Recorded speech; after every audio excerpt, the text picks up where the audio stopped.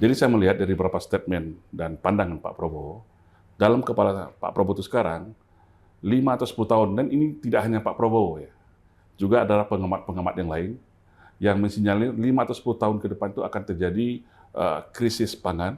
Ada 3 krisis ya, krisis pangan, energi, dan air.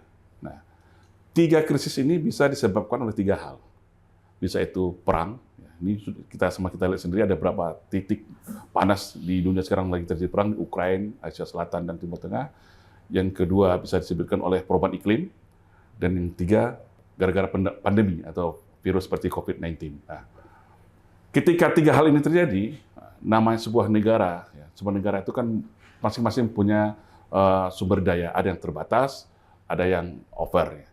Nah, apabila ini terjadi, tentu masing-masing negara akan memproteksi dirinya sendiri. Misalnya perang, misalnya pandemi, pasti akan terjadi namanya itu ada blokade darat, ada blokade laut, ada blokade udara. Nah, saya melihat, Pak Prabowo melihat yang paling fundamental dalam sebuah negara itu adalah ketahanan pangannya. Gitu. Karena apa? Jangan salah, ketika ketahanan pangan sebuah negara itu bermasalah, ini bisa mengganggu ketahanan nasionalnya.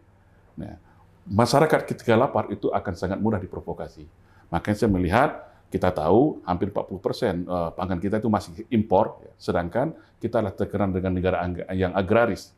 Nah, di sini saya lihat bagaimana Pak Prabowo dengan semangatnya, tekannya, Indonesia ke depan akan berswasembada pangan. Makanya dimulai dari beberapa titik spot, membangun sekian juta hektar sawah ya untuk menjadi cadangan swasembada pangan kita ke depan. Dengan catatan, swasembada pangan yang dimaksud di sini adalah swasembada pangan yang berdaulat. Ya, kita swasembada, kita cukup, tapi kan rata-rata dari impor. Itu yang saya tangkap bagaimana mitigasi atau contingency sistem yang dibangun Prabowo dalam ketahanan pangan untuk menghadapi ancaman-ancaman krisis pangan ke depan.